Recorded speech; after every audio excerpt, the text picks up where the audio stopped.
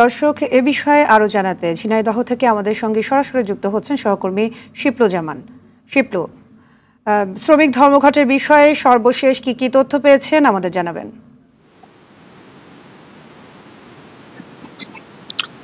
সাদিয়া, আপনি জানেন যে খুলনা বিভাগীয় ট্যাংলারি শ্রমিক ইউনিয়নের সাধারণ সম্পাদকের গ্রেপ্তারের প্রতিবাদেই কিন্তু আজ 3 দিন ধরে কিন্তু ধর্মঘট চলছে।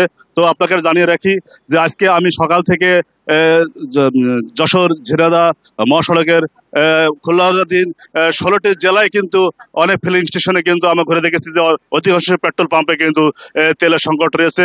অনেকে তেল না পেয়ে খালি ফেরত চলে যাচ্ছে। দর্শক, আপনাদেরকে দেখানোর চেষ্টা করি যে আমি একটা পাম্পে দাঁড়িয়ে আছি।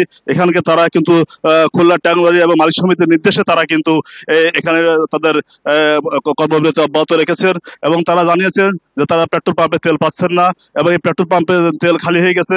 আপনাদেরকে দর্শকদের দেখায় আরটিভি ক্যামেরার মাধ্যমে যে একটা বাস দাঁড়িয়ে আছেন তেলের অপেক্ষায় এবং না পেয়ে তারা কিন্তু আসলে হতাশগ্রস্ত হয়ে যাচ্ছেন যে আদৌ তারা তেল পাবে কিনা।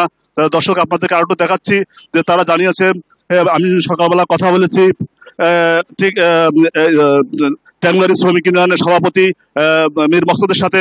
তিনি জানিয়েছেন যে তাদের সঙ্গে বৃহত্তর ফরিদপুর জেলা ট্যাংলারি শ্রমিক ইউনিয়নরা তাদের সাথে একত্রতা ঘোষণা করেছে। খুলনা বিভাগের সাথে যশোর, ঝিনাইদহ, কুষ্টিয়া, চুয়াডাঙ্গা, মেহেরপুর, ফরিদপুর জেলা 16টি জেলা কিন্তু তাদের কর্মবিরতি পালন করছে এবং অধিকাংশ পাম্পে কিন্তু তেল নাই।